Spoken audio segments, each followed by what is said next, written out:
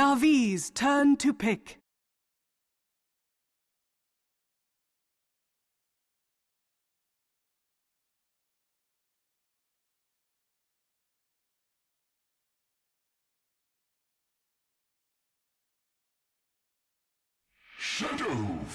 Pain will excel and harass you out of lane. Spearbreaker's just so tanky. 6 armor, tons of HP early on, and he's able to survive for a while. His bottom lane, Suniko, wants to make a dive through Era, or rather Havost. I'm so used to seeing Era on the troll, but Havost will get the range deck, slow out, and find the kill. The counter kill comes from the boss, though, and running in hard is going to be Handskin and Vangscore. They find 2. Can they make it a 3rd? They're low on mana here. Is really, really potent. It does make the Shadow Fiend very tanky in these. Yeah, and they don't have like and they have good burst, but there's not that many stuns on their team, so they're gonna have trouble preventing him from getting off the match. Down bottom, my oh my, the bristleback, it's just non-stop aggression. Phobos used the Nether Strike for that. They set up an easy kill. Fissure almost blocks out Seneko, and he's gonna go down, gets silenced, and Sonic Wave with an auto attack is enough for the kill. Era eyeing up Vangscore. He wants it, but he won't go for it. Low on mana. They have a Stick Void, still low on mana. He gets bashed under tower. Handskin will end up getting turned on. What a play there by Havost. Oh, unfortunate. Handskin, he had the 1 stick charge. He popped it, and he was down to 6 mana short. Wow, Na'Vi are really turning up the heat here, LD. High octane play coming out from the Radiant side. Phobos, it feels like he is everywhere at once. Charge top instead here. He's the Aegis carry, but man, he is in deep. Jonas could potentially die twice. Yeah, he uses his Crimson Guard straight away, and will just try and book it back to the tier 2 in the top lane. Not even an access point for his teammates to TP to. I think he's just dead. So far. Oh, Dendy mistimes the Requiem. That's a little bit unfortunate. Not like they needed it, though. I just love like they just pile drive into him after like the Fissure comes out. And you see like the cow running in, then the troll jumps in for good measure. Still gonna get caught here though. Dendy may find another freebie, laying into him. He's gonna get the kill. They're gonna give up their Aegis. They may even lose more here. It's 3 heroes going out plus the Aegis.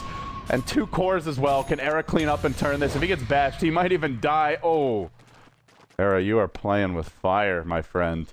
That was a strange call from NIP. They ended up picking off the BKB is the item that's going to prevent them from holding this tower. Dendy tries to, though. He wanted to go for a blink out. Yule is not going to be enough to save him in the end. It just sets up for NIP and end up getting the kill. Now they leap forward. Era jams in a second kill, gets Vangscore as well. Radiant's middle tower from bad to worse here for Na'Vi. It's one thing to lose your Dazzle for an Aegis, but now this will be a lane of barracks. The space count not even in the base. He's split pushing in the top lane, or at least trying to. Ready to charge in if a fight breaks out, but it looks like these barracks will go down way before Dendy comes back to life. The Earthshaker's here. He does have a blink Echo Slam, but NIP get the barracks and they make it out of the base. Not getting punished. They're just not getting the job done right.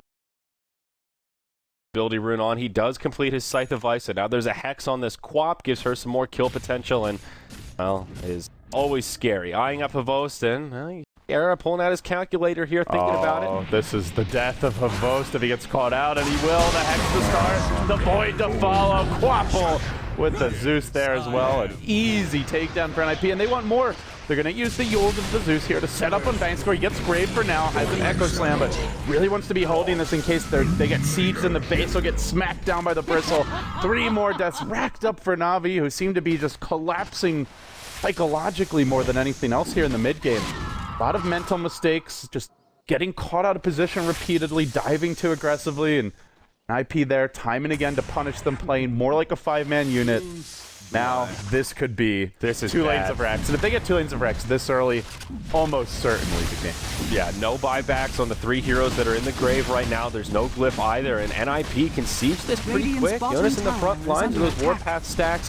He is scary. Frost Armor also just buffing up this entire NIP team. They find Dendy mid, Blink Hex to start things off. He's got a BKB, he'll use it, but he's already so damn low. Is it enough to stay alive? Right clicks alone will find the kill on the Shadow Fiend. Now Seneko TP's in, gets a shallow grave, but what's it gonna do, little Dazzle? Maybe buy you a couple seconds, but you're still slated for death. Down he goes. No, Jonas just poking. There you go. Havost comes flying in with the axes. He does get a kill on the Lich, but Lich will turn it around with a Chain Frost. It bounces around onto the Earthshaker. Now Havost falls, no buybacks, and this should be the GG push. NIP, after a slow start, will find a victory here in game number 1.